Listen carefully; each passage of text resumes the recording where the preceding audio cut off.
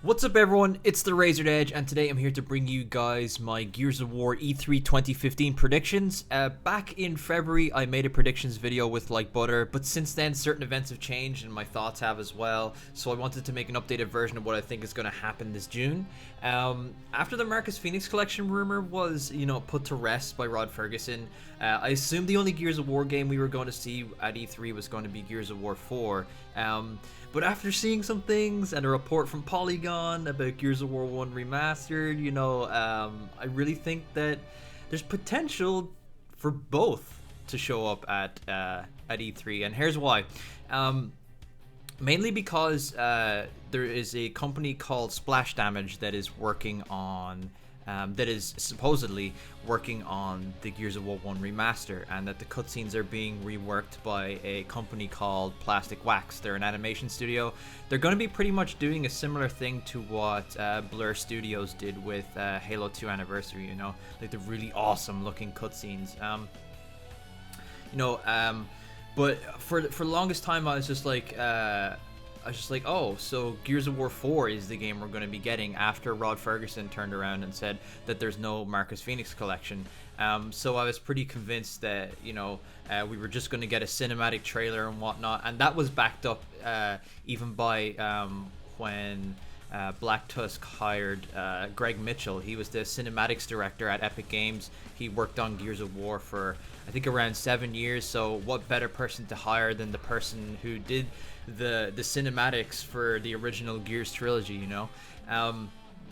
So that's what I was just straight up convinced of. But ever since I heard about this supposed remaster, and after I've seen certain things, my prediction for E3 is that we're gonna see, and this all depends on if Microsoft and Xbox still have are kind of going to shift around or make a deal with their third-party partners, like Activision. What they usually do is they usually premiere Call of Duty with Xbox like right as the first game.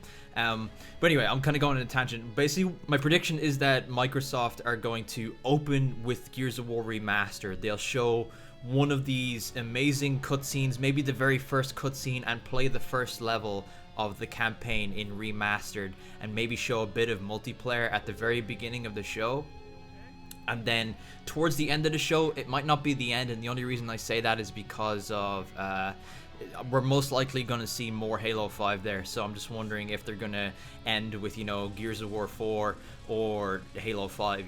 It's a toss-up between those two. But anyway, towards the end of the show, I really think that we're going to see a cinematic from Gears of War 4, and here's why.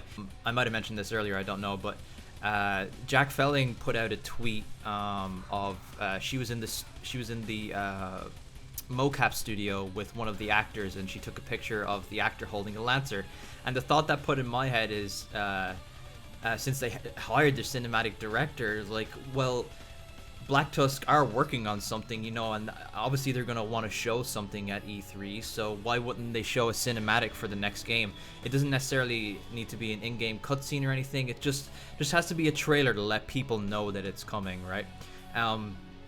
So just to end this off, I think that they're going to show Gears 1 Remastered at the beginning of the show. It'll involve gameplay for sure, and maybe the remade cutscenes.